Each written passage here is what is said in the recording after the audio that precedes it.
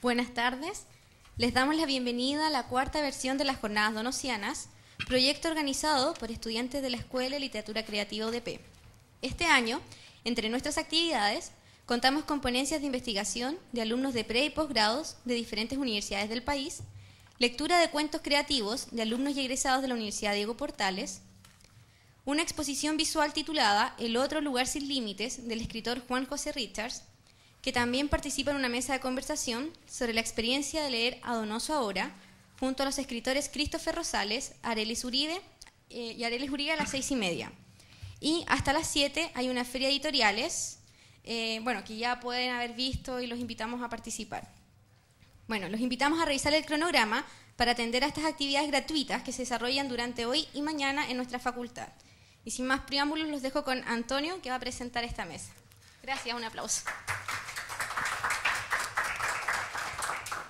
Hola, buenas tardes ya. Sí.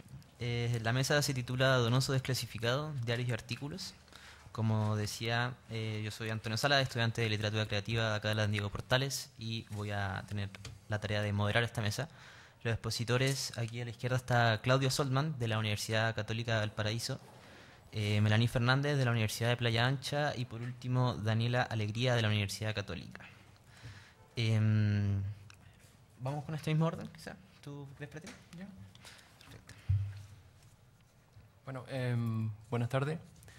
Agradezco también la gestión que han tenido los organizadores en esta jornada. Y bueno, uno podría partir de que en realidad uno podría señalar que todo escrito proviene de una lectura que lo fecunda. Y el caso justamente del texto que voy a presentar ahora es que provino de una reciente publicación de los diarios tempranos, que se llama Donoso in Progress, de 1950-1965, editado por Cecilia García Huidobro.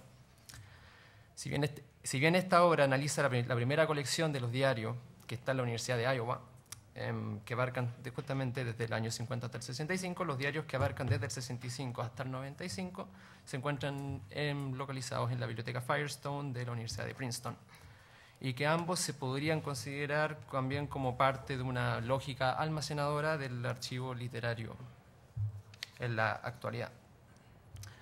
Bueno, parto diciendo que se debe destacar lo que Pilar Donoso señala en su libro Corre el tupido velo, que se debe, y aquí cito a Pilar Donoso, aprender la lección de que jamás hay que destruir papeles, ya que los archivos y las colecciones son sagrados, no solo por cuanto iluminan el pasado, sino también porque proyectan el futuro. Fin de cita. Parte de la historia de José Donoso incorpora al mismo tiempo la historia como la Universidad de Princeton armó su colección latinoamericana, como bien señala la académica y profesora norteamericana Lucille Kerr, y aquí también la cito, por medio de las circunstancias fortuitas que guiaron a que esta célebre familia latinoamericana, la familia de escritores del boom, tuvieran además una residencia permanente, en un sentido metafórico, en los Estados Unidos. Fin de cita. El relato sobre la fundación de esta colección en Princeton descansa tanto en un drama privado que involucra las obligaciones financieras personales, como también al mismo tiempo de una planificación institucional. La creación de esta colección comienza literalmente con una transacción de documentos y papeles de José Donoso. Donoso se graduó de Princeton en el año 1951, dejando un préstamo estudiantil impago. En un momento la universidad parecía incapaz de olvidar la deuda, o simplemente no estaba dispuesta a hacerlo. Bueno, eso lo pueden revisar en un artículo de Cecilia García Huidobro que publicó en la revista ¿Qué pasa?, en septiembre del 2013, que está titulado Cuando el boom se mudó a Princeton, y ahí también cita parte de las cartas que le llegaban a José Donoso a la casa, que enviaba a Princeton sobre, ¿qué hacemos con la deuda, señor Donoso? Y entonces ahí se señalaba muy bien ese aspecto, que también está tratado por Cecilia García Huidobro. Sin embargo, fue el mismo José Donoso quien apareció con un plan para redimirse a sí mismo frente a los ojos de su alma mater, y aparentemente, no falta quizás algo más de investigación al respecto, sin percatarse de que esta misma institución ya había decidido condonar la deuda.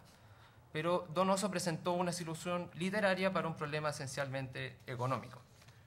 Y para describirlo, o sea, muy someramente en virtud del tiempo, en agosto de 1972 señala, por ejemplo, Don C. Skimmer, que es uno de los encargados de esta colección en Princeton, aquí lo cito.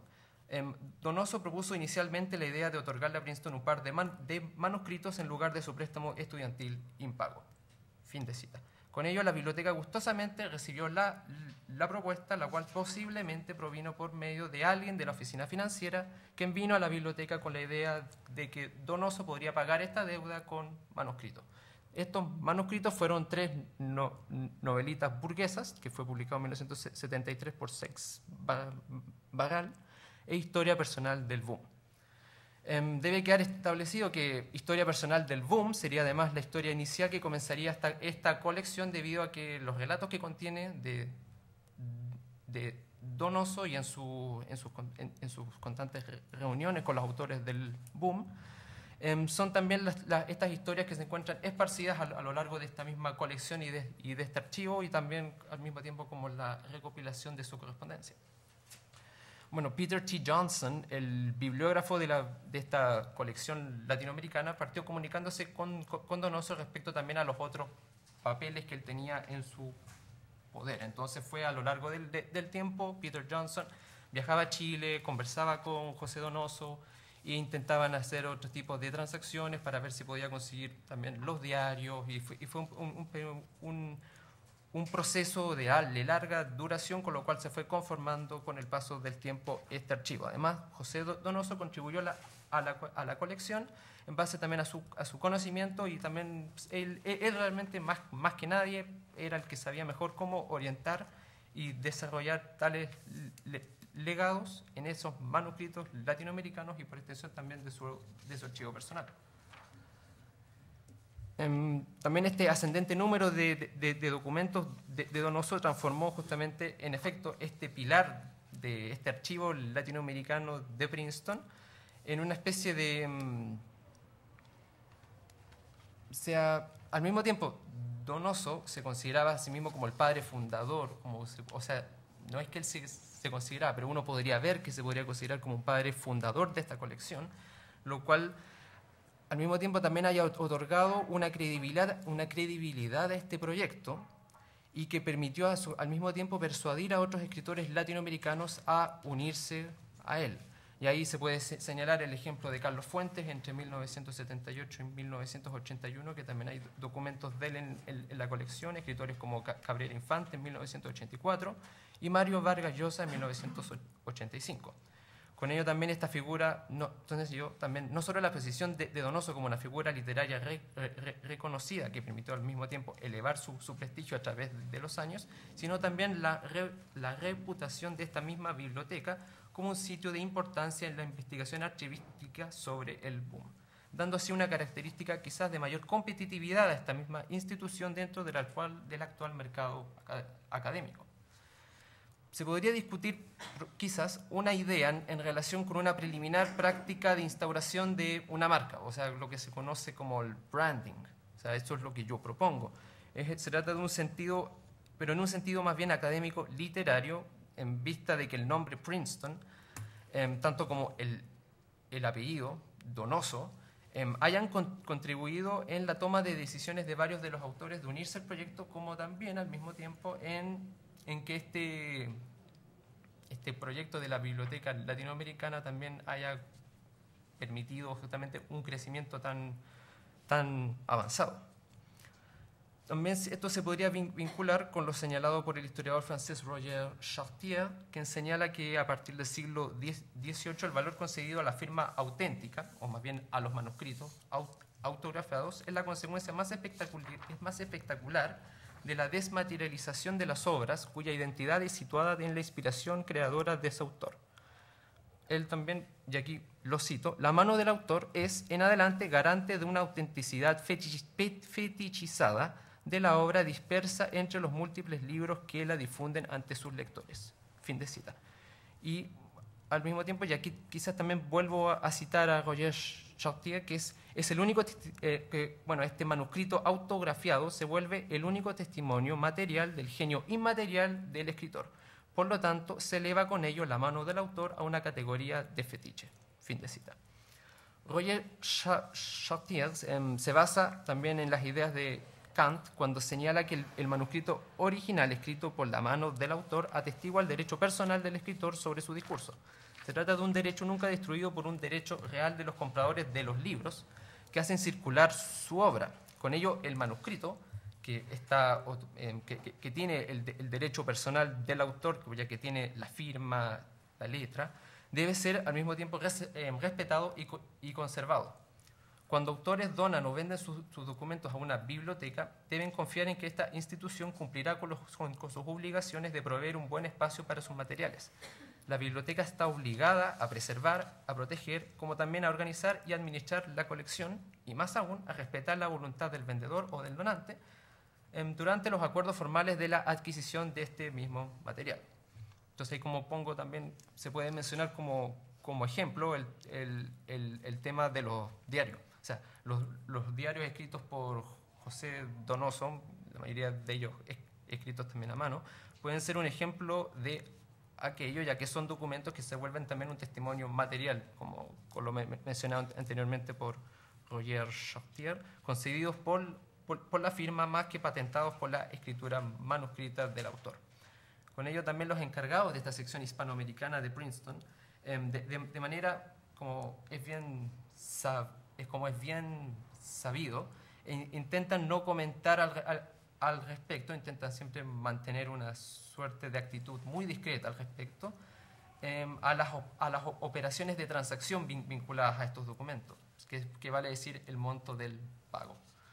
También en una entrevista que tuvo, por ejemplo, de Cecilia García Huidobro a Fernando Acosta Rodríguez, señala que se intenta, y aquí lo cito, combinar la reconocida calidad del escritor y el potencial interés de los investigadores en su obra, y que este archivo pueda revelar más allá de lo estrictamente literario acerca de expresiones y tendencias culturales, estéticas y políticas, como también descubrir redes intelectuales, sus nexos con instituciones culturales, estatales, editoriales y académicas, tanto en Estados Unidos como en América Latina. Fin de cita. Y concluyendo también de que el objetivo primordial no es simplemente el coleccionar manuscritos o diarios o escritos inéditos, sino que más bien es el valor principal de ellos está en las posibles lecturas que se pueden hacer de este mismo corpus documental. Pero también existe otro punto de vista respecto a los manuscritos como piezas de museo, como mercancías. Por ejemplo, Vicky Mahaffey señala que, y aquí pone como ejemplo el manuscrito de Ulises de James Joyce, que está presente en la Rosenbach Library de Filadelfia, es al mismo tiempo, y aquí lo cito, considerado un manuscrito de presentación, un manuscrito de trabajo, una reliquia y una mercancía. Fin de cita. Si bien es cierto que el objetivo no es tenerlos de trofeo, que estén solo en exhibición, eso no quita que puedan ser quizás utilizados inconscientemente como una mercancía, en el sentido de que puedan sentirse como añadiduras a una especie de capital que pueda formar la universidad dentro de esta macroestructura que vivimos en la actualidad, o que al menos yo creo que vivimos en la actualidad, llamado también el mercado académico. Y como este legado brindaría un respaldo de ser una suerte de hub investigativo de gran envergadura a una escala continental. La adquisición de estos manuscritos de Donoso puede interpretarse con el transcurso del tiempo en una inversión a futuro, tanto de carácter económica como literaria y patrimonial. Entonces ahí vuelve a hacer ruido esa frase de Pilar Donoso, o sea, de la vista al futuro. Por lo tanto, en mi opinión, nuevamente concuerdo con Lucille Kerr, que uno no puede negar, obviar o ignorar el rol de las instituciones académicas hoy en día en que cumplen en negociar sus propios compromisos profesionales y personales, como también sus propios intereses, tanto científicos, culturales o financieros. Si bien Donoso tenía una deuda con Princeton hasta 1976, que fue condonada por esta donación de los manuscritos, uno podría señalar, sin ánimo de juzgar en lo absoluto, y eso que quede muy claro, que la Universidad de Princeton estará endeudada simbólicamente con Princeton durante mucho tiempo, gracias a este pago con manuscritos. Se trata de un pago quizás visto con un valor agregado también, concebir al escritor no solamente en base de los manuscritos o de las obras publicadas, sino también en base a todo, bueno, aquí nos podría tener la idea de Patricia Rubio, que señala el tema de la cocina de la escritura, que se trata de una cocina de la escritura que no es simplemente hojas, papel y lectura, sino vínculos, una red, la posibilidad de viajar y de conocer gente, los contactos, o sea, es todo el tema de contacto, toda esa red que engloba en sí misma Donoso, que también le fue muy útil a Princeton para armar su propia colección. Y por eso también yo señalo que no es solamente el papel con la mano del autor de estos manuscritos lo que adquiere obviamente su mayor valor, sino también con la reputación y también con el resultado de una carrera literaria, intelectual y académica. Esto deja al mismo tiempo posibles interrogantes sobre cómo cuantificar, casi una labor pero casi imposible, o sea, cómo cuantificar el valor de nuestro trabajo en las humanidades, o sea, cómo se puede equiparar la reputación de una carrera literaria o académica a un valor monetario. ¿Cuánto realmente vale un manuscrito firmado atado a una carrera literaria de una envergadura importante como tal? ¿O cómo se valora, por ejemplo, una red de contactos de un escritor célebre? O sea, son preguntas especulativas, sumamente complejas por obvias razones, pero es probable que también siempre estén abiertas. Pero, sin embargo, nunca está de más tenerlas presentes. Muchas gracias. Muchas gracias, Claudio. Se me había olvidado decirle el formato de la mesa. Consiste en que los tres expositores expongan, valga la redundancia, y después vamos a abrir las preguntas para el público. Así que sigue Melanie. Sí. ¿Se escucha? Sí. Buenas tardes. Bueno, yo vengo con mi ponencia que se titula Tradición literaria en el paisaje urbano de las crónicas de José Donoso. Dentro de la literatura chilena, el escritor José Donoso se erige como uno de los grandes narradores de nuestra nación. La producción cronística ha sido un ámbito poco estudiado a la hora de analizar su escritura, siendo su producción narrativa la gran fuente de interés. No obstante, se hace necesario sumergirse en dicho escrito, ya que en esto se puede ver la gestación de grandes temáticas y obsesiones presentes en la obra escritural del autor. Para esto, el presente artículo trabajará con las crónicas urbanas de la década del 60 y 80, recopiladas por Cecilia García Huidobro en Artículos de incierta necesidad y El escribidor intruso, así como por Patricia Rubio en Diarios, Ensayos, Crónicas, La cocina de la escritura. Una de las líneas temáticas que sobresale es la imagen de la ciudad, más concretamente la de Santiago de Chile, con la cual Donoso se reencuentra luego de un exilio de casi 20 años. El paisaje urbano se muestra a través de los ojos del autor que, con una incisiva y lúcida mirada, critica la vida cotidiana chilena. La poca actividad cultural, una deficiente verosimilitud idiomática, así como la ausencia de signos identitarios genuinos, retratan a Santiago como una ciudad que, cito, experimenta una especie de baja depresión general. La representación del paisaje urbano, junto a los sujetos que lo conforman, se verá influenciados por factores históricos, biográficos y literarios. El primero remite a los desiguales procesos de modernización que América Latina experimentó a finales del siglo XIX, instaurando un sistema de mercancía que marginaría tradiciones comunitarias. Por otro lado, el segundo factor se refiere a la historia personal de José Donoso, el cual representa a la ciudad a partir de su memoria, entregando una fuente importante de subjetivación. Por último, no se puede olvidar el rol de escriba del autor, quien deconstruye la ciudad otorgándole dimensiones literarias y estéticas. De esta forma, como bien lo dijo Carlos Fuentes, nos enfrentamos a un autor que escogió un territorio, la sociedad chilena, y lo desestabilizó desde adentro mediante la sospecha de que nada es lo que aparenta ser y que todo está a punto de convertirse en algo distinto. Para comprender lo anterior, habría que retroceder a la constitución de las ciudades en Latinoamérica, donde en un intento de incorporar el proyecto modernizador junto a las características racionalistas y mercantiles propias de la nación imperante, se configuraron urbes dominadas por redes de poder que apartaban todo lo que no sea nacional, marginando lenguas y tradiciones que desde la conquista fueron perseguidas. Cito, la movilidad de la ciudad real contribuyó a la inestabilidad, a la pérdida de pasado, a la conquista de futuro. La ciudad empezó a vivir un imprevisible y soñado mañana y dejó de vivir para el ayer nostálgico e identificador. Difícil situación para los ciudadanos. Su experiencia cotidiana fue la del extrañamiento.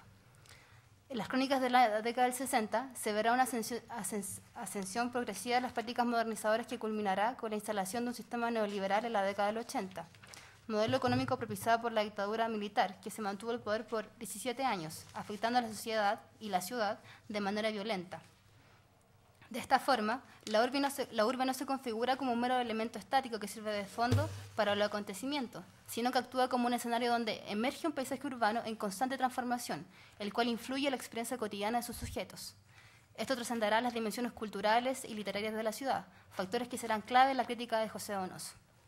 En cuanto a la dimensión cultural de la ciudad, se advierten figuras, lugares y ritos tradicionales que se ven marginados o en vías de extinción, entregándonos una comunidad que se muestra desgastada. A través de comparaciones con otras capitales como Buenos Aires, el escritor se referirá a Santiago como una ciudad que dejó atrás su pasado y que no toma en cuenta sus barrios emblemáticos. Cito: la plaza de Armas ya no es el corazón de Santiago, como fue planeado, y muchas veces siento que el corazón de esta ciudad se ha perdido porque quiere ser lo que no es. De igual forma, se aprecia una omisión del idioma callejero, lo que se ve reflejado en una literatura nacional poco auténtica, que suele entrecomillar el lenguaje popular. Como resultado, Donoso no logra ubicar a un verdadero escritor de la ciudad, al menos no en Santiago. Por otra parte, la dimensión literaria de la ciudad cobra relevancia a la hora de evocar sensaciones inspiradoras de historias, pero nuevamente en Santiago no se encuentra presente.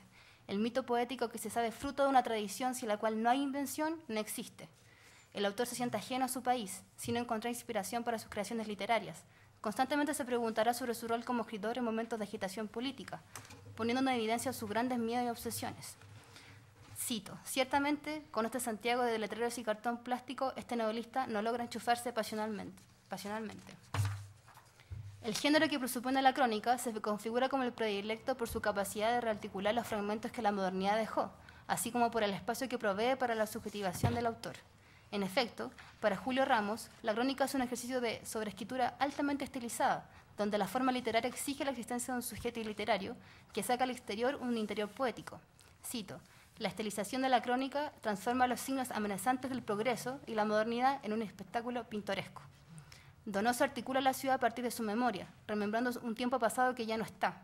En consecuencia, a la hora de recordar la ciudad, el autor se involucra afectiva y corporalmente. Cito: estas situaciones implican el cuerpo propio y el cuerpo de los otros, el espacio vivido, en fin, el horizonte del mundo y de los mundos bajo el cual algo aconteció. Las calles Ejército y 18 se configuran como lugares claves de su infancia, las ruinas de una ciudad que en su retorno se presenta con aires de moderna. De esta forma, el paisaje urbano emerge a partir de la involucración del autor con la ciudad de sus recuerdos y la ciudad de su retorno. Las crónicas de la década del 60 nos entregan débiles avistamientos de tradiciones que mantienen una noción de comunidad. Para intentar clarificar dicho concepto, nos remitiremos al estudioso Jean-Luc Nancy, quien identifica a la comunidad como lo que nos ocurre, pregunta, espera, acontecimiento imperativo a partir de la sociedad. En efecto, la tradición nos entrega rasgos identitarios que conforman una comunidad. No obstante lo anterior, la modernidad y sus rasgos divisores nos muestran una lucha constante entre los procesos modernizadores, que plantean una actitud homogeneizadora, y las identidades individuales.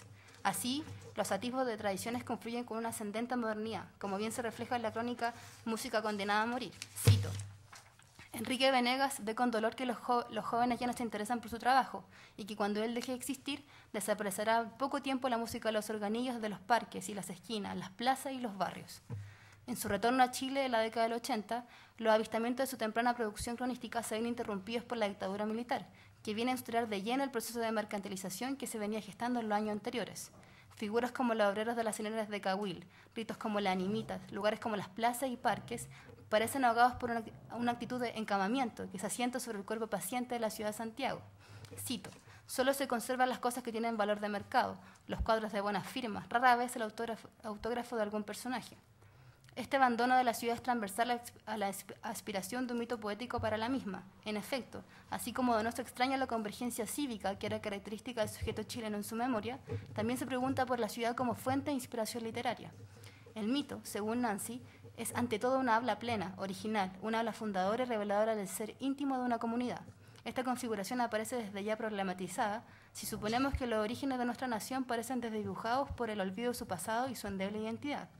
Bien lo ejemplifica la novela hispanoamericana, la cual nació como una obra huérfana de tradiciones literarias. Su historia se reduce a la imposición de los grandes clásicos, la novela criollista y la de realismo social. En cualquiera de sus manifestaciones, se abogaba por una literatura regionalista, reducida a sus propias fronteras, donde la búsqueda de una identidad se confundía con una novela que, cito, debía ser ante todo, además de inconfundiblemente nuestra, como lo querían los criollistas, importante, seria, un instrumento que fuera útil en forma directa para el progreso social. Dicho reduccionismo no daba cabida para potenciar el natural idioma barroco de Hispanoamérica, que parecía relegado a la poesía, siendo la novela un espacio ajeno y abandonado. En compensación de esta orfandad, nuestra literatura se vio influenciada por letras extranjeras, donde sí se configuró una tradición facilitadora de influencias literarias, otorgándonos fuentes de sensibilidad que el utilitarismo de la novela criollista no daba cabida.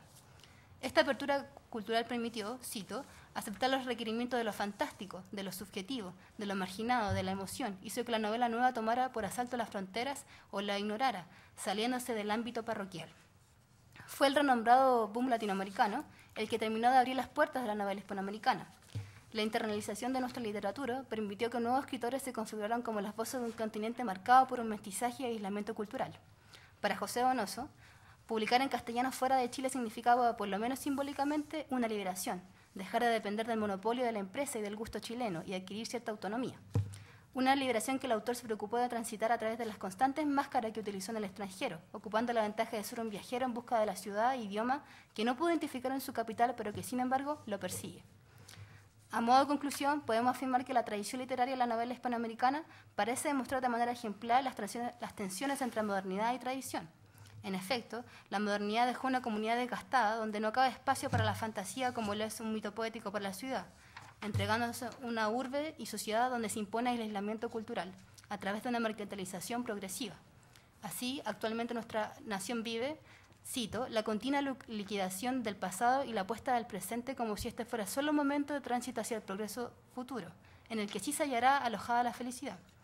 Son los operativos del poder, al cual no le conviene desestabilizar el orden de patrones y sirvientes que se vieron instalados en el inicio de nuestro país, potenciando una desigualdad social que nos persigue hasta el día de hoy, donde el crecimiento económico no es proporcional a un bienestar social. El proyecto comunitario donde imperaba el servicio y la participación cívica se ve sustituido por un ánimo de lucro que afecta a la cultura y memoria de nuestro país, predomina una cultura de entretenimiento, es decir, de la distracción. Donoso lo notó ya en la década del 60 y fue muy claro al denunciar la ascendente cerrazón de un país históricamente claustrofóbico, gobernado por poderes que marginan lo realmente popular. Cito, podemos afirmar que no existe cultura si no hay memoria, y si no hay cultura nacional, no hay cultura familiar ni personal. La cultura misma es la resonancia de códigos y modelos de otros en uno. Gracias.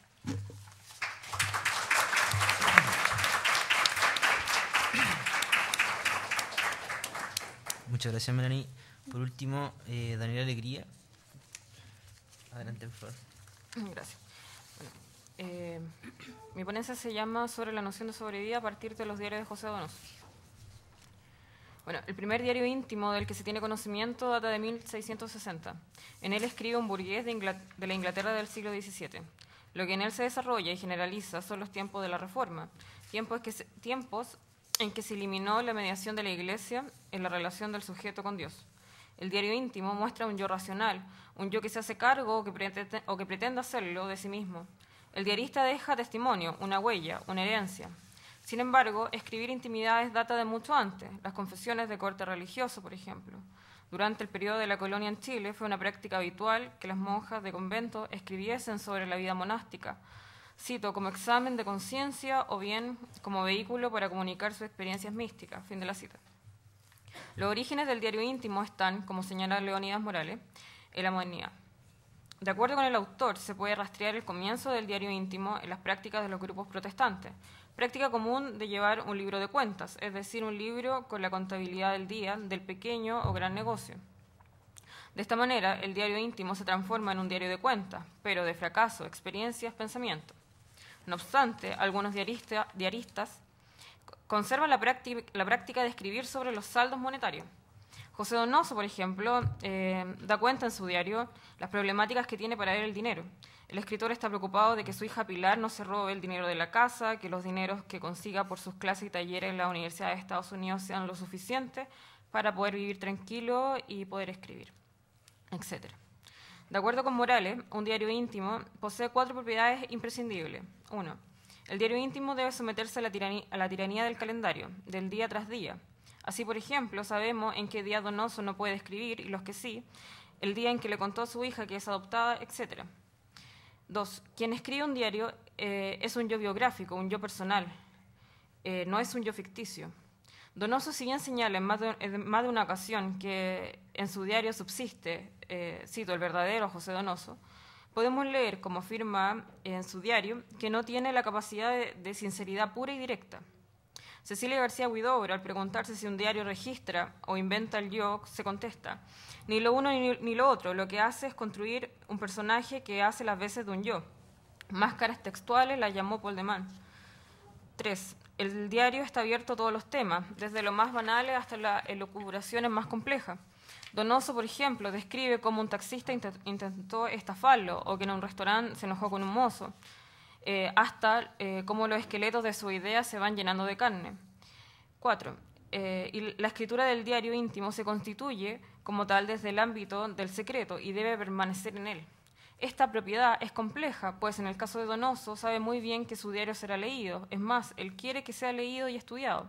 El secreto se rompe desde un comienzo, al saber, por ejemplo, que cada notebook que termine de escribir desde el 1966 será para la Universidad de Princeton. Volveré a esta cuestión más adelante. El diario de José Donoso es, como se ha mencionado, un libro de cuentas monetarias, pero también un libro de cuentas existenciales, de amor, de odio, angustias, alegría, aburrimientos, viaje, pero por sobre todo un diario de escritor. En él Donoso describe las ideas iniciales de cada uno de sus cuentos y novelas, muchos esquemas de proyectos que nunca ven la luz finalmente. El escritor describe una y otra vez a sus personajes y sus respectivas personalidades, es así como también los ambientes en que estos se van a desarrollar. Como señala Morales, el diario de Donoso no fue el primer diario íntimo en Chile. Esta serie de escritos serán inaugurados por mujeres en la primera y segunda década del siglo XX. Por ejemplo, Lili Íñiguez, Teresa Vilmón, Juana Fernández, conocida hoy en día como Santa Teresa de los Andes, y Lucía Manterola. Entre los diaristas hombres que suceden a las diaristas recién nombradas encontramos, por ejemplo, a Hernán Díaz Arrieta, Mario Góngora y Louis Oyerson. Diarios posteriores a son los de Ágata Giglio, a quien Donoso impulsa a escribir sus últimos años de vida, y Gonzalo Millán. De los diarios de Donoso sabemos que se encuentran repartidos en la Universidad de Princeton y en la Universidad de Iowa. De la primera parte, Cecilia García Huidobro publicó en 2016 Diarios Tempranos, Donoso in Progress. De la segunda parte, en tanto, su hija Pilar publicó en 2010 Correo del Tupido Velo. Donoso escribió por más de 40 años, 44 más o menos para ser exacto, y su extensión es solo comparable en Chile a la de Louis Oyerson. En la escritura del diario íntimo, como señala Morales, el emisor es a la vez su receptor. Es decir, el autor se ofrece a sí mismo, se ofrece como lector de sí mismo. Donoso publicó en vida pocas páginas en el diario ABC de Madrid. Morales cuestiona si el diario íntimo, una vez publicado, no pasa más bien al terreno de la autobiografía. La autobiografía también es una escritura del yo, que está destinada a su publicación desde sus orígenes. Pues bien, si una autobiografía se introduce, si es una autobiografía, se introduce una sospecha respecto a su identidad. La escritura constituida en el ámbito del secreto, el diario íntimo, ¿es la misma que el escritor entrega a su lectura pública? Pareciera ser que el diario íntimo debiese regirse por la sinceridad. No obstante, como advierte Morales, la sinceridad de Donoso no es pura ni directa. Por tanto, habría una sinceridad a la que remite Donoso que es distinta. Es una sinceridad codificada. Señala Donoso, cito: «Tengo fe en mi capacidad de entregar toda mi sinceridad cifrada en el código de mis libros». Y a la de su diario habría que agregar. Fin de la cita. Así existe otro tipo de sinceridad. Se pregunta a Donoso, ¿no existe también otra sinceridad más sutil, tal vez más aterrada, o por lo menos con otra verdad, en la pose, en la actitud premeditadamente falsa? Fin de la cita. Es la pose, sinónimo habitual de la simulación o inautenticidad, la estrategia mediante la cual es posible dar forma a una sinceridad codificada, una sinceridad otra, una sinceridad distinta. Tener un diario es imprescindible para Donoso. En sus cuadernos se puede rastrear, de acuerdo con él, al verdadero José Donoso, el que no ocupó en las novelas, el que no recogieron los artículos, ni entrevistas, ni quizá alguna memoria. Saber si en su diario encontraremos al verdadero José Donoso, no obstante, es difícil. Su hija Pilar comienza a correr el tupido velo, señalando que en su casa fue difícil distinguir la línea tenue que separa la ficción de la realidad. Pilar cuenta que, por ejemplo, de niña creyó por mucho tiempo que los yogures colgaban de los árboles y que había unos con sabor a frutilla y otros a durazno. Respecto a su padre, señala que, cito, al leer sus diarios, no puedo sino confirmar que él, más allá de su arte como novelista, tenía una seria disfunción respecto de la realidad. Fin de la cita. Tal vez lo que veamos detrás del rostro de la máscara de Donoso nunca es un rostro, siempre es otra máscara. Como señaló el escritor, cito, las distintas máscaras son funcionales, sirven para vivir. Yo no sé qué es eso de la autenticidad. Lo que sí creo es que la vida humana consiste en un refinado y complejísimo sistema de enmascaramiento y simulaciones. Fin de la cita. Donoso es una pose, una identidad en construcción, una máscara. Si bien máscaras cubren a Donoso, Pilar trata de correr el tupido velo que lo tapa, que enseguiese, pues, cito, con este tupido velo cubrimos todo lo que no queremos ver, pudiendo creer que esa realidad no existe. Fin de la cita. En efecto, el diario de Donoso se nos presenta como un testimonio de una realidad relativa, que, como dice García Huidobro, todas las afirmaciones son válidas para el día de la fecha, pero pueden no serlo para el día siguiente o para el momento en que se publiquen. Bueno, no obstante, es posible ver un hilo conductor. La noción de sobrevivir atraviesa los cuadernos de Donoso. Citada es su frase que señala: sé que estos cuadernos no morirán conmigo, por eso tengo miedo de que mucho de lo que digo aquí sea trampa, mentira, pose, manierismo. Esta página es maravilloso y terrible pensarlo, me sobrevivirá en los sótanos climatizados, antibombas de hidrógeno, donde se guarda, me complace decirlo, junto al lado de los originales de la Alicia en el País de la Maravilla. Sin duda, este hecho me hará falsear un poco, espero que sea muy poco, la imagen de mí mismo que pretendo dar. Lo que quede aquí sea la verdad, y así esta carne viva mía, que son mis diarios, me sobreviva, además de la fantasía de mis libros. Fin de la cita. A través de la escritura, Donoso subsiste. Agrega: hace años que escribo, 30 o más diariamente, todo el tiempo, aun cuando no escribo. Todavía no sé nada de mí ni de otras quimeras que quisiera que fueran verdad, pero no importa si sigo teniendo lenguaje, porque significa la subsistencia de este espacio que es mi yo, pero pronto terminará. La muerte es la falta de lenguaje. Donoso vive en el acto de escribir. Escribe para no morir. Él señala: la fiesta no es vivir, es escribir. Llama la atención, de todas maneras, cuando señala que con mi obra trascenderé muy poco. Tengo muy poca fe de la trascendencia como escritor. Realmente trascienden 5 personas en un siglo. Eso me da mucha rabia. Me gustaría quedarme aquí. No me resigno a morir. Quisiera vivir eternamente, seguiría escribiendo eternamente. Tiene el miedo de ser olvidado. Pilar agrega: su miedo al olvido se dibuja en el rostro. La posibilidad de que en unos años más se olviden de él le causa un gran dolor. Donoso insiste: quien no escribe no deja huella, y quien no lee muere por no conocer las necesarias huellas de sus mayores. Donoso sobrevive en sus novelas, sobrevive en El obsceno pájaro de la noche, en El lugar sin límite, etc. Por tanto, es factible preguntarse por qué escribir un diario. Como se mencionó anteriormente, explícita que el verdadero Donoso es el que se encuentra en sus cuadernos. Pareciera ser que Donoso aspira a sobrevivir en toda su complejidad, no solo en la obra terminada y publicada. El producto final, sin duda importantísimo, es solo una parte del proceso. Donoso lleva un diario de escritor que muestra los gérmenes de cuentos y novelas, las frustraciones cuando no puede escribir, la alegría cuando avanza o cuando tiene la esperanza de que avanzará, en la elaboración de sus textos, los problemas familiares que vive, los viajes que realiza y las enfermedades que tiene o que cree tener. Donoso tiene la esperanza también de pensar que sus novelas ocuparán un lugar en la historia, pero que también puede hacerlo su diario. Tal vez toda su obra se vuelva a releer, y sin duda es así, bajo el prisma de lo plasmado en sus diarios. La novela no nos llama solo a recordar, sino también a realizar nuevas lecturas, a reinterpretar lo ya leído. El diario es el modesto recurso que asegura contra la soledad, la ambición de eternizar los momentos sublimes y, por último, la esperanza uniendo la insignificancia de la vida a la existencia de la obra. El entrelazamiento de todos estos motivos hace del diario una empresa de salvación.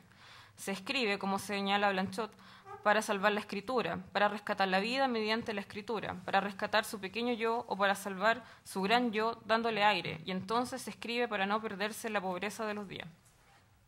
Donoso fantasea con los estudiosos que analizarán en un futuro lejano su diario. Cualquiera que haya leído las primeras páginas del Correo del Tupido Velo conoce la historia que el escritor pensó respecto a su hija y la confrontación con su diario. Donoso sobrevive a través de su hija y lo hace tal vez de la manera más extrema que pudo llegar a concebir. Donoso cuestiona a su familia, sus viajes, sus talleres, sus personajes, las próximas novelas, etc. Pero también la misma idea de escribir un diario. Por ejemplo, dice, ¿qué importancia tienen estas minucias, los diarios? Se preguntarían mucho, ¿sirven de algo más que de chisme? Yo diría que de mucho más.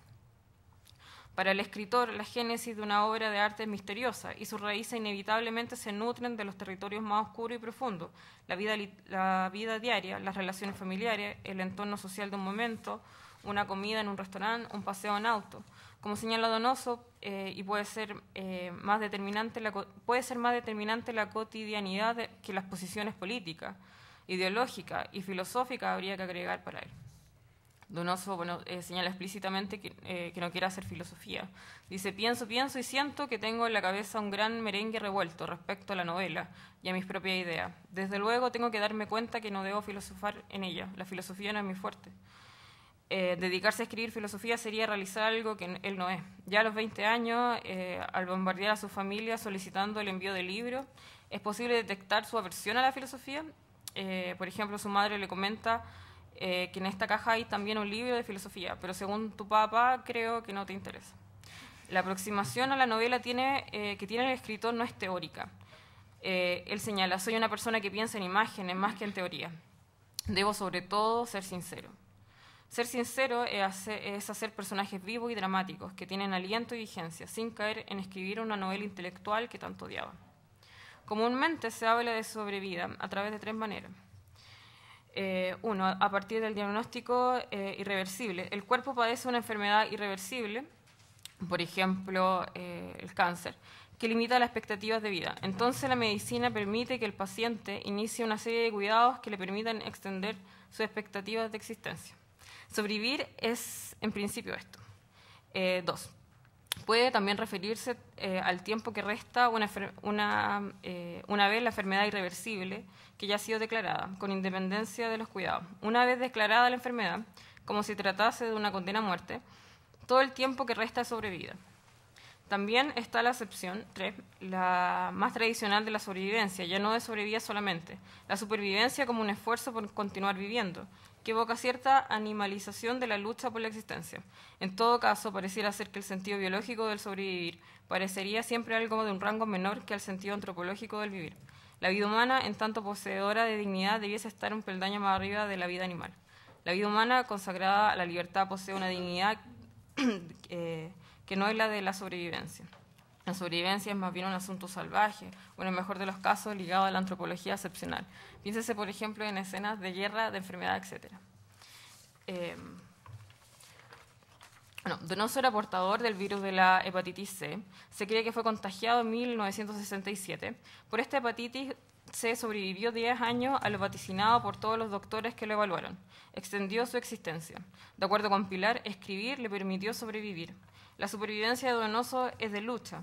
Lucha contra sus enfermedades, lucha contra su familia, contra sus contemporáneos, y su lucha más grande siempre fue contra sí mismo. Si bien el diario en su inicio fue considerado un tipo de discurso anexo al literario, hoy en día ocupa un lugar. Género referencial, como lo califica Morales, en tanto autor y sujeto de enunciación coinciden. En el caso del diario de Donoso, no solo coincide el autor con el sujeto de enunciación. Pilar, luego de terminar Correr el Tupido Velo, coincide ahora con su padre. Ambos son escritores. La historia de uno y otro está unida.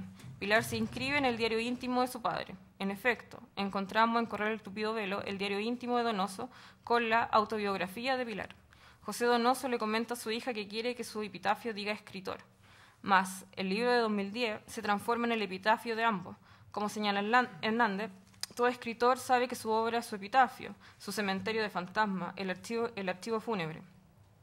Donoso sobrevive a través de sus cuentos y novelas, a través de su diario íntimo, pero también dentro de la autobiografía de Pilar, del mausoleo que su hija construyó con su propia escritura. Eso, gracias.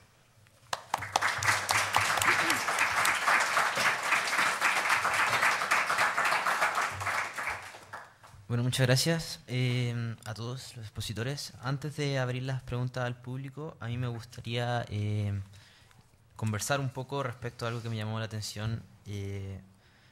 Al leer las ponencias por primera vez de ustedes, los expositores, no encontré que, digamos, como un vínculo muy fuerte entre ellas, pero ahora que lo estuve escuchando de ustedes mismos, me parece que está muy ligada sobre todo en este tema, digamos que es, lo digo por la cita de Daniela, de Donoso, donde dice que lo suyo no es teórico, ¿no? Sino que es más de imágenes de la vida cotidiana, y de eso mismo es lo que él, al parecer, se nutre para escribir y desarrollar su narrativa, digamos.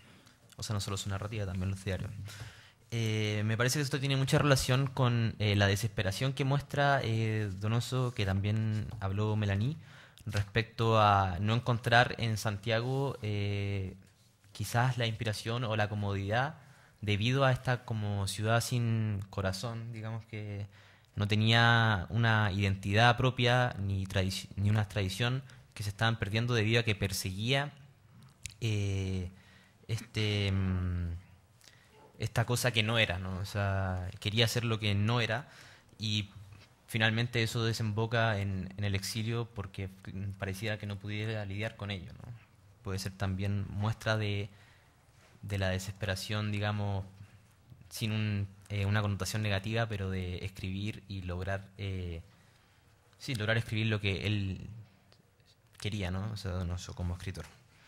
Me gustaría, por lo mismo, saber cuál es quizás la opinión de ustedes tres. Si bien hablaron de tres cosas más o menos distintas, supongo que todos estamos aquí porque les gusta mucho José Donoso, desde sus diarios hasta su narrativa, y nada, poner ese énfasis, ver cuál es su opinión respecto a esto, cosa no teórica, sino más bien de la vida cotidiana, que pudiese parecer a primera vista muy simple, pero que es finalmente absolutamente compleja porque muestra un espacio, digamos, cotidiano, pero lo explora en este espacio las capas más profundas, y como dice también Pilar Donoso, corre ese tupido velo de la simpleza y la realidad cotidiana.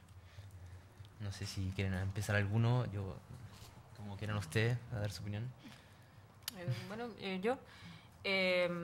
Bueno, a mí me llamó especialmente la atención cuando habla de que a él le interesaban las imágenes, no la teoría.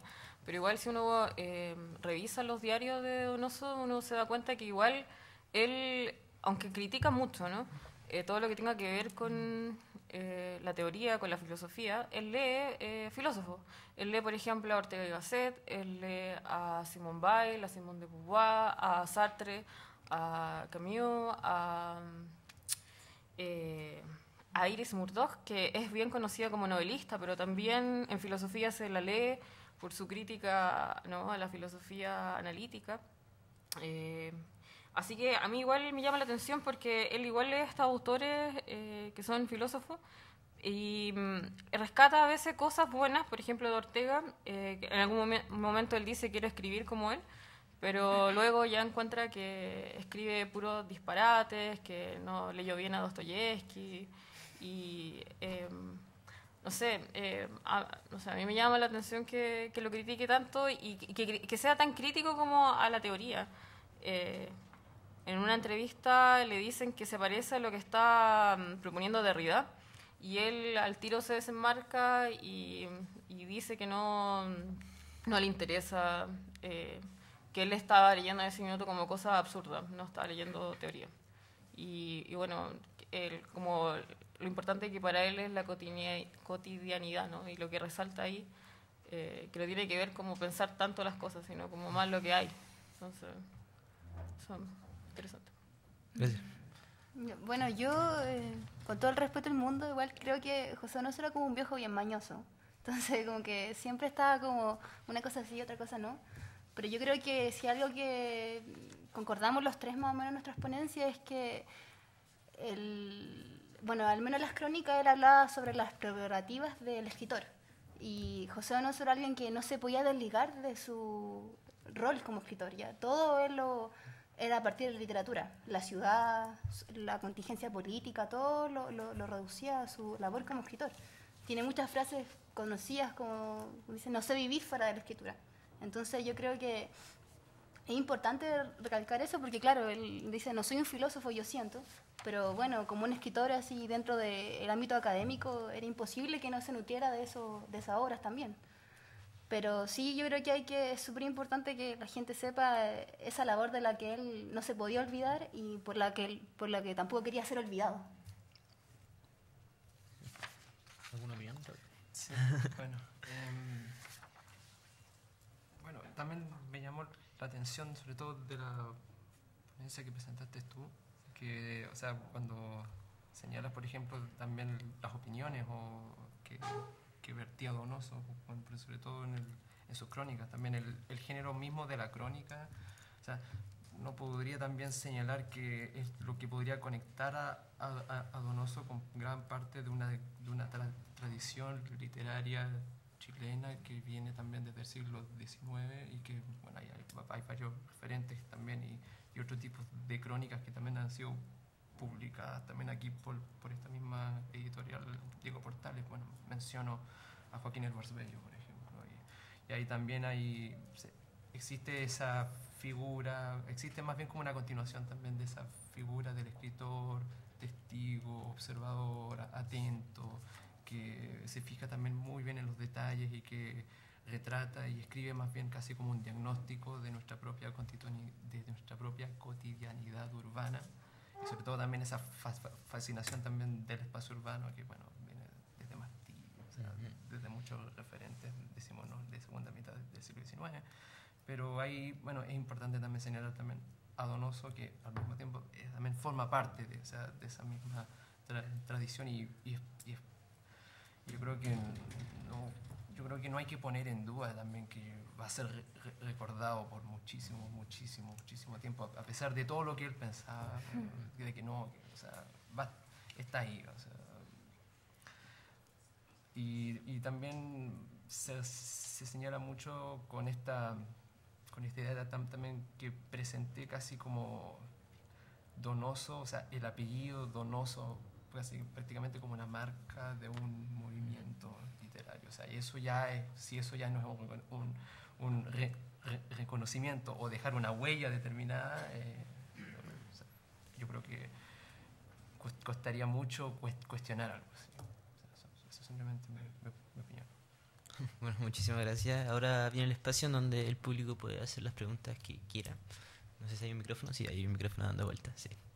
No sé si hay preguntas por allá.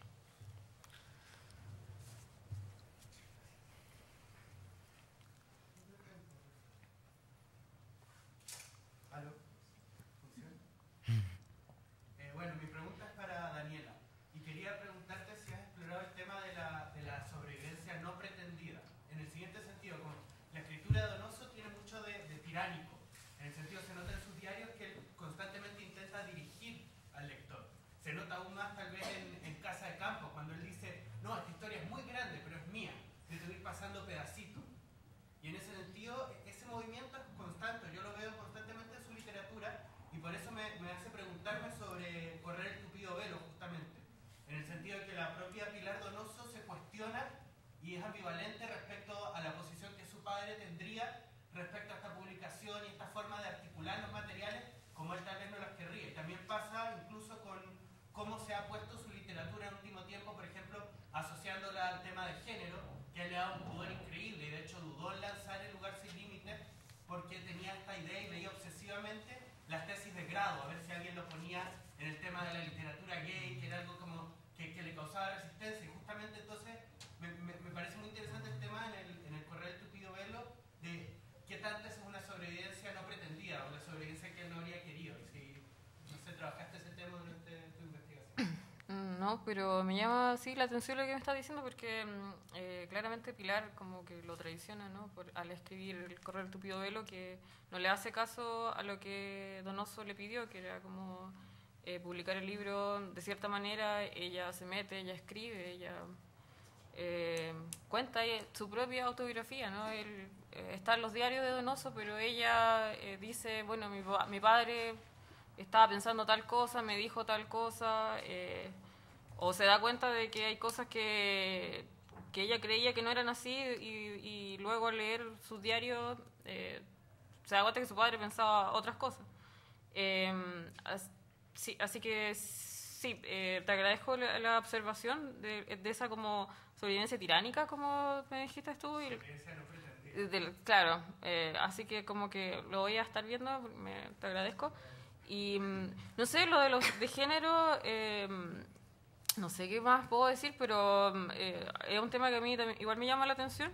El escrito este del Lugar Sin Límite fue el primer libro, no sé, que leí y bueno, ahí como que me llamó a seguir leyendo a Donoso porque la manera de escribir, que era como un poco distinta y todo, pero no sé qué más como te puedo decir sobre lo de género, pero es interesante, pues, es interesante. A lo mejor se podría hacer ahí un trabajo como, no sé, sobre la loca, por ejemplo, ¿no? Y ver bien esto, bueno, que hay, ¿no? De Donoso y a lo mejor compararlo con otros autores sería súper bueno, sí. Así que te agradezco.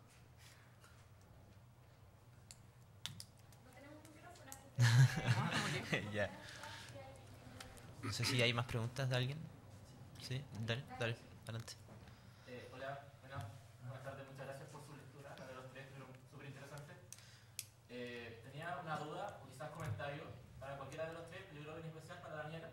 Siento que mi comentario está más relacionado con tu intervención, pero al principio creo que puede ser un tema abierto, digamos.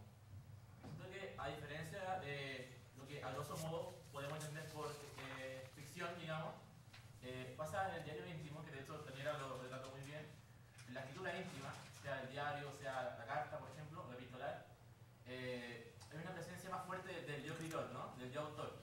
Como que se evidencia, a mi parecer, aún más potente, de hecho, como parte de la palabra tiránica, un poco así, una presencia un poco más tiránica del creador, ¿no? Y en ese caso, está presente siempre la búsqueda del auténtico Donoso, o del auténtico, no sé, libro de Jackson, a la auténtica identidad latinoamericana, siempre esa búsqueda de la autenticidad en alguna escritura, ¿no? Pero a mi parecer esa búsqueda de lo auténtico, lo verdadero, siempre está como condenada por el fracaso. Como que esto lo mencionó, creo que Melanie, como esta serie de capas que intervienen a partir de la escritura, como a través de la máscara, ¿no? Entonces, si le hace sentido una lectura quizá, una reflexión quizá orientada a la disposición anímica al enfrentarse al texto o al pacto de lectura involucrado, o sea, poder enfrentarse al Lugar Sin Límites o a los Bajo de la Noche o a Donación o a este domingo, una disposición anímica orientada a buscar una especie de auténtico, entre comillas, Donoso, por ejemplo, y que más allá de ver como una lectura que espera descifrar los códigos que intervienen en el texto, sino que más bien que habría puesto tal o cual autor, sino que esperara a generar lecturas directamente más allá del diario, que podríamos creer que está más presente, como mencioné la presencia de autor, generar lecturas a partir de un pacto de lectura, también lo que entendemos por ficción, a grosso modo, digamos, más allá de que la escritura en principio es ficcional. No sé si le hace sentido como cambiar el pacto de lectura, cómo se lee la literatura general de Donoso, la producción general donosiana, más allá del diario íntimo, digamos.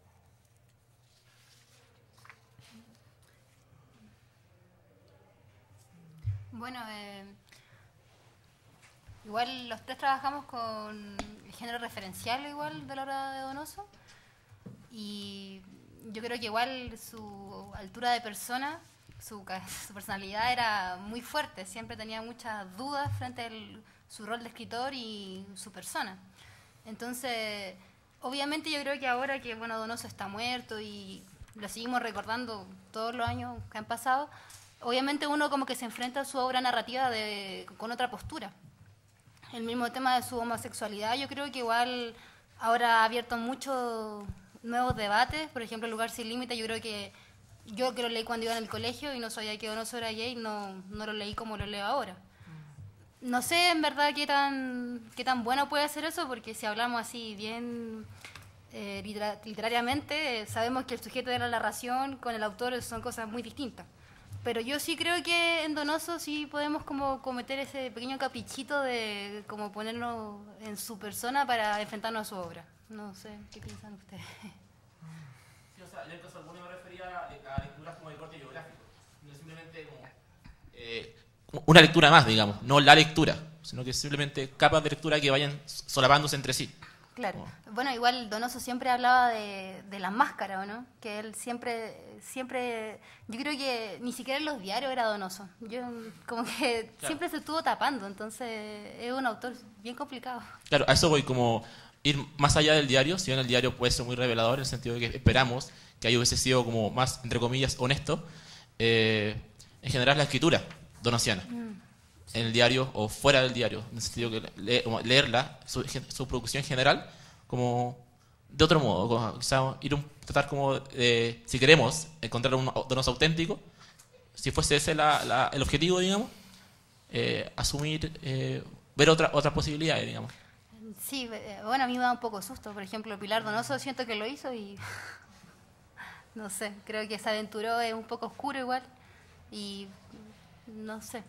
O sea, que, es un desafío bastante, o sea, por ejemplo, ya tú ocupas el término buscar el Donoso auténtico. O sea, Bien entre comillas, o sea, la palabra sí, auténtico sí. bien entre comillas. O sea, en sentido, o sea, porque buscar lo auténtico en base solamente, porque, bueno, primero que todo, los que nos queda de Donoso, bueno, son sus obras, son sus diarios, entonces nosotros, en realidad, bueno, ahí uno entra bajo esa lógica como de la muerte del autor, de que en realidad ese proceso de que es el lector el que interpreta y el que construye justamente esta identidad del autor que supone que está leyendo, pero al mismo tiempo también, como bien ha mencionado mis otras compañeras de mesa, también está ese juego de las máscaras, está ese juego de que al mismo tiempo Donoso no se presenta como nosotros creemos que quizás como se debe presentar ya con una idea preconcebida del auténtico, como nosotros ya como lectores. O sea, entonces ahí hay una doble malla o casi una doble máscara ahí en ese proceso que vuelve muy complejo ese proceso de buscar esa autenticidad, entre comillas. Lo que yo podría también señalar a partir en base, o sea, no tiene mucho que ver temáticamente con lo que presenté, pero quizás se puede establecer una pequeña relación. Bueno, es lo que comenta, por ejemplo, muchos de las personas que están encargadas de su archivo, que lo importante es estas lecturas, son estas aproximaciones, estas interpretaciones que en algunos casos puedan ser en vano o que nunca le demos en el blanco de buscar justamente lo propiamente auténtico de él o que siempre tengamos que poner una pequeña pizca de inventar pequeñas posibles causas o interpretaciones, con lo cual podamos construir ese relato o esa figura de autor que en un principio quizás siempre termine siendo como una figura de autor con constante reconstrucción, reinterpretación, reproceso y probablemente el mismo, o sea, nuestra visión o nuestra interpretación de los diarios de Donoso vaya a ser una de las cientos de más que puedan surgir en los próximos 50, 60, 70 años. Entonces, es un constante proceso de vuelta de tuerca en los cuales yo encuentro que lo más sano sería simplemente aceptarlo y obviamente buscar y sacar mayor de las ventajas de los que nos dejó Donoso justamente allá en todas esas instituciones norteamericanas.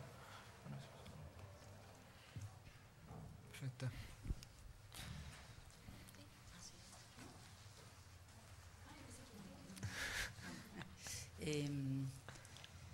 Quizás si Donoso, lo auténtico de Donoso es la no autenticidad. A lo mejor eso es lo que él desearía incluso fraguar como lo suyo. Yo quería preguntarle a Claudio y a Daniela respecto de los diarios y a Melanie respecto de las crónicas, que son la materia que ellos trabajan, si les parece que eso es parte, hoy día hay que sumarla al corpus creativo del autor. Digo esto porque se ha instalado una polémica en torno a eso, desde una posición provocativa, como lo que ha señalado el escritor Rafael Gumucio, que dice que la mejor novela de Donoso son sus diarios, y hay quienes incluso han ido más allá y han dicho que la mejor novela de José Donoso es Correr el tupido velo, escrita por Pilar Donoso, hasta quienes sostienen más bien que son material documental, las crónicas y especialmente los diarios, un material documental del mayor valor en términos de material de trabajo, pero que no corresponde consignarle un valor poético, ni menos sumarlo como al corpus del autor. Bueno, hablo por parte mía. Yo creo que definitivamente habría que sumar las crónicas a su cuerpo escritural, porque en ellas mismas convergen temáticas que después él va a hacer presente en su novela. Entonces, como usted bien dice, creo que igual estas afirmaciones son un poco provocativas, porque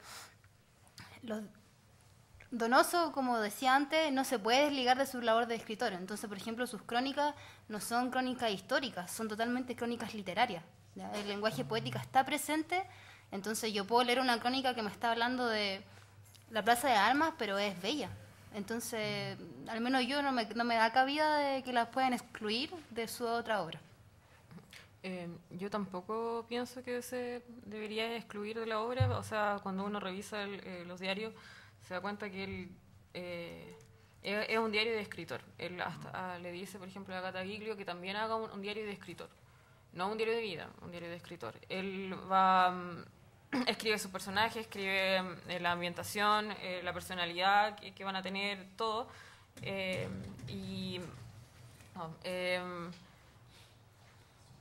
Creo que claramente los diarios sirven para uno darse cuenta en el contexto en que después uno puede leer los libros. Nos ayuda, nos muestra. Él dice que ahí está el verdadero Donoso, como se hablaba recién. Ese verdadero Donoso es un Donoso, como decía usted, inauténtico, un Donoso que la sinceridad para él era otra, era distinta, estaba codificada. Entonces, para mí no hay como una distinción, creo que siempre agrega, y justo en este caso como que agrega mucho. Bueno, lo que yo puedo comentar también es una pregunta bien interesante, porque yo creo que lo que podría comentar respecto es quizás una especie de sesgo también o de las mismas disciplinas. O sea, quizás también puede haber un acercamiento a José Donoso, por ejemplo, desde otras disciplinas de las humanidades. Yo no me formé en literatura, yo saqué el pregrado en historia. Por eso también yo encuentro, bajo mi perspectiva, que los diarios de Donoso adquieren un valor especial, porque al mismo tiempo pueden servir como trazos o para una posible biografía intelectual. O sea, también existe otro método y otro acercamiento a una obra de un escritor. Por eso yo, bajo mi perspectiva, pueden ser incorporadas a un corpus, pero a un corpus quizás literario con una centralidad netamente en la literatura también. Encuentro que, ¿por qué no? Pero encuentro que también pueden adquirir una mayor importancia, una mayor relevancia también bajo un nuevo enfoque desde otra disciplina. O sea, también existe en la historia una disciplina titulada Historia Intelectual, y que ahora se me vino a la mente. Tuve una pequeña charla con uno de los encargados de la sala Medina en la Biblioteca Nacional, que es el profesor Rafael Sagredo. Y bueno, y con Rafael Sagredo ahí salió el tema de la discusión de los archivos de José Donoso, y ahí también se sacaron nuevas conclusiones respecto de que Princeton y las universidades norteamericanas también concebían ya posiblemente desde los 70 la visión a futuro. O sea, ellos ya sabían probablemente el valor que tenía eso, o sea, de antemano. O sea, ya cuando el boom ya estaba haciendo, pero inclusive ellos sabían, sí, pero puede valer mucho más 30, 40, 50 años después. Y probablemente uno no podría estar completamente errado si es que uno toma esa hipótesis de que Princeton sabía muy bien lo que estaba haciendo. Y por eso también ya los diarios ahora se transforman en una fuente de relevancia que, por ejemplo, ya concibieron esta mesa. Eso yo creo que también es crédito también de los diarios. Concibieron también gran parte también de el tópico de estas jornadas, también de las recientes publicaciones de la editorial también de la UDP, y que probablemente van a salir muchísimas más. Por eso también yo encuentro que deben ser adquiridas y también pueden también tener mayor valor desde otras disciplinas. Muchas gracias. Estamos, ¿no? O sea, vamos a cerrar la mesa. Yo quiero agradecerles personalmente a los expositores por compartir conmigo y con ustedes también, y por la gente que hizo preguntas y tenía dudas. También gracias por atreverse a preguntar, no siempre es fácil. Y eso, muchas gracias. Estamos perfectos.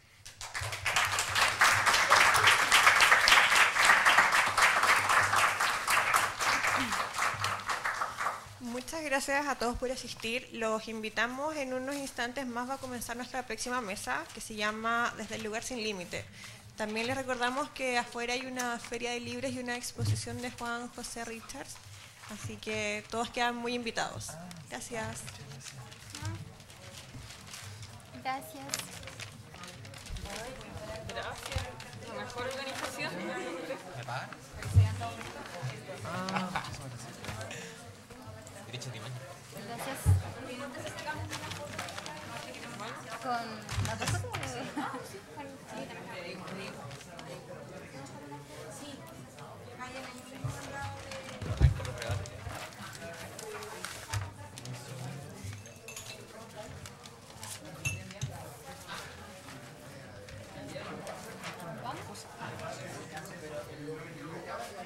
¿Quieren que nos saquemos una foto con...? Hay que sacársela ya. ¿Ah? Hay que sacársela ya. ¿La dos? Sí, todo.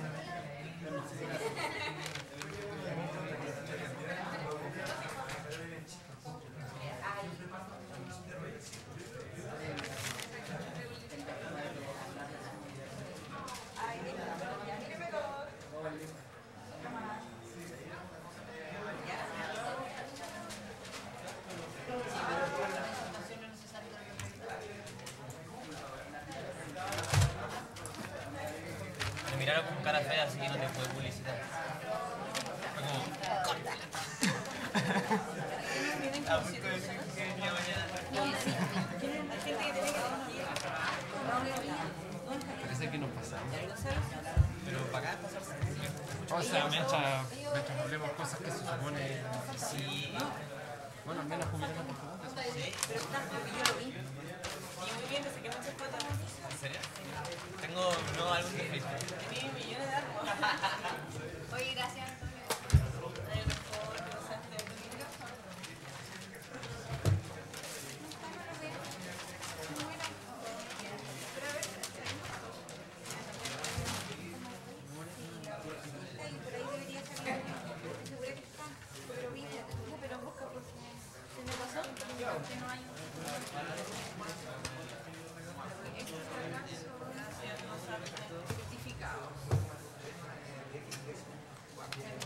Oye, tenemos impresos los cuentos, ¿verdad? Sí, están todos impresos. Préstame. ¿Quieren más sobre? ¿Quieren dos? ¿No eran dos? Sí, como eran 7 personas, yo pensé que... Hay que andar ahí. De verdad, me falta el nombre. El del otro niño que nos contaba. No, gracias.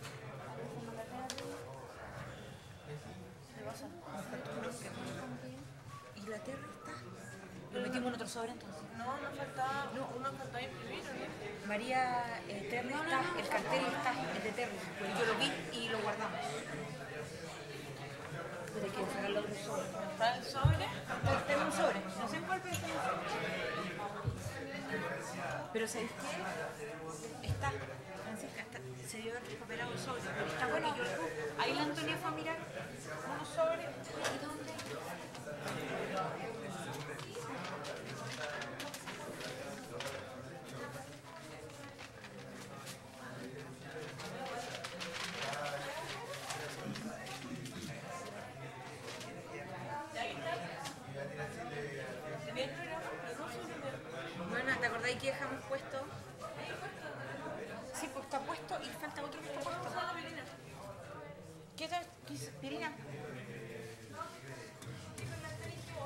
súper listas, vamos a dejar puesta.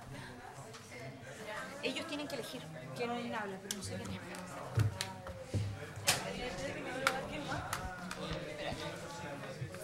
Estas hojas extra las voy a dejar acá.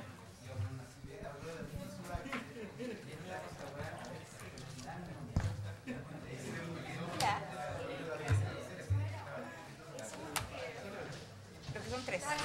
Ya. ¿Quién de los 3 va a hablar? Enrique habla. Gonzalo Mireyes, ¿lo has visto? Gonzalo. ¿Está bien? Sí. No.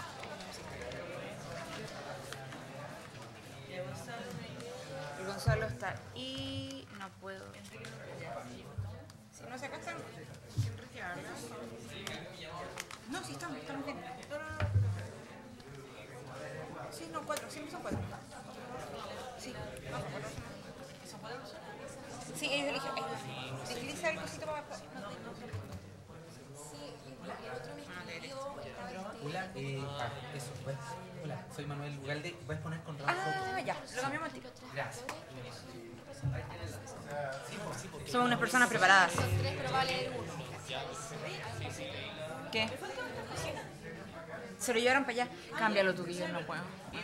Bueno, déjate, me supera el plástico. Bueno, es como el scotch de ayer. De verdad que el plástico yo no... Sí, pero él va a exponer. Sí. Ya. Estamos... Oye, disculpa, Sí, sí, por eso trajimos 1000. Ya, guardamos esto entonces. Estamos. Eso ahí, 1, 2. ¿La exposición es de ellos 2? No, es de Gonzalo. Ya, ¿y él? No sé. ¿Le imprimimos? ¿Qué lo mandó? ¿Dónde está? Dile a la Francisca, por favor.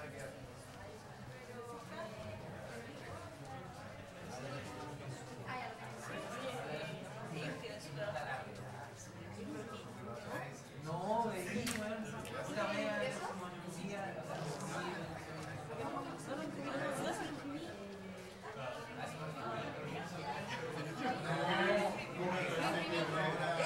Sí, que decía, salían los 3 apellidos.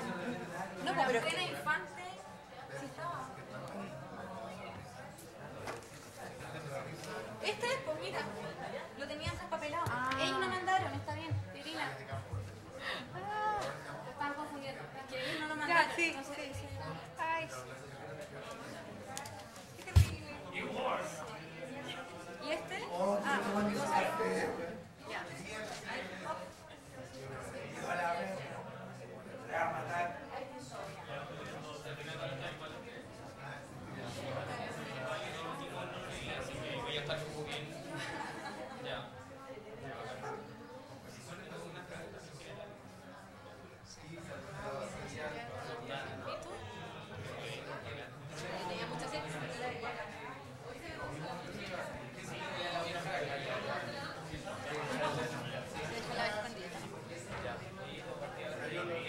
No creo que tan en punto porque salimos tarde. Sí, sí.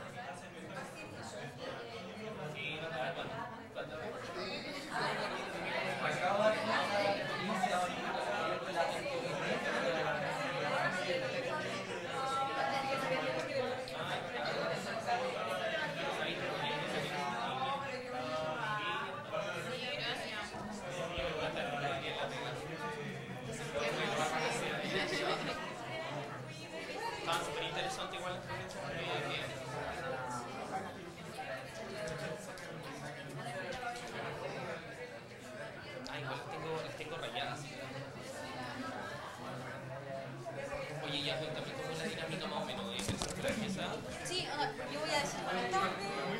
No sé si decir esto. bienvenidos a la cuarta jornada provincial. Pero es que es para llamar la atención nomás, porque mientras ustedes se sientan. Yo les digo, damos inicio a esta... Sí, ¿Qué mesa es? estoy La con cuarta. la cuarta. Y decimos, bueno, estamos con Enrique Norambuena,